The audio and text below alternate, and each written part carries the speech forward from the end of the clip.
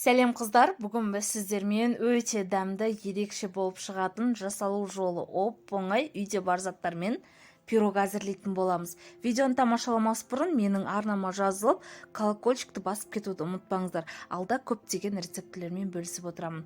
Ең алдымен 4 дана жұмыртқа және де 200-250 грамм көлемінде қантымызды салып аламыз, және де миксердің не болмаса венчиктің көмегімен осылай ағарғанша, өзінен 2-3 есе ұлғайғанша жақсылап араластырып алатын боламыз. Араластыру не үшін маңызды? Өйткені біздің пирогтарымыз биік болып шығу үшін. Өсімдік майы, сүт қандай болуы маңызды емес, холодильниктен шығарып жасай берсеңіздер де болады.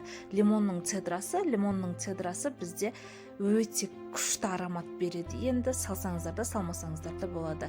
Қамыр қопсытқышын ұнымызды сала отырып, миксердің төменгі жылдамдығында біркелкі болғанша араластырып аламыз. Бұл уақытта біздің пешіміз 170-180 градуста қызып тұруы қажет. Лопатканың көмегімен кішкене араластырып аламыз, және де диаметрі 26 формаға қамырымызды құямыз, және өздеріңіздің қалауларыңыз бойынша шоколад сепсеңіздер болады. Не болмаса сеппесеңіздер де бола береді.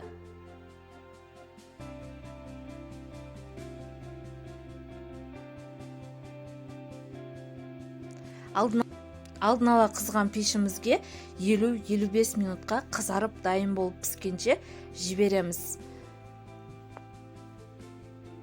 Пісіп-піспегенін зубочистканың көмегімен тексеріп аламыз.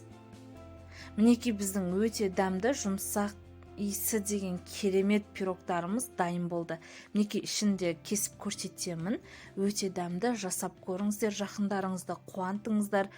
Видео пайдалы болған болса, лайк, комментарий жазуды ұмытпаңыздар.